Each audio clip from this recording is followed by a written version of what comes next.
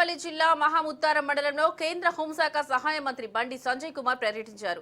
సంపూర్ణత అభినయం కింద మహాముత్తారం ఎంపికైన నేపథ్యంలో కార్యక్రమాన్ని ఏర్పాటు చేశారు. ఈ కార్యక్రమానికి కేంద్ర మంత్రి బండి సంజయ్ ముఖ్య అతిథిగా హాజరయ్యారు. ముందుగా ఏర్పాటు చేసిన స్టాల్స్ ప్రదర్శనను కేంద్ర మంత్రి తిలకించారు.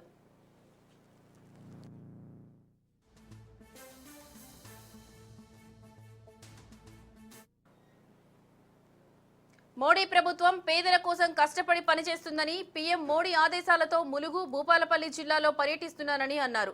స్వతంత్రం వచ్చి 70 సంవత్సరాలు గడుస్తున్నా ఇప్పటి వరకు అభివృద్ధి నోచుకోని గ్రామాలు ఉన్నాయన్నారు.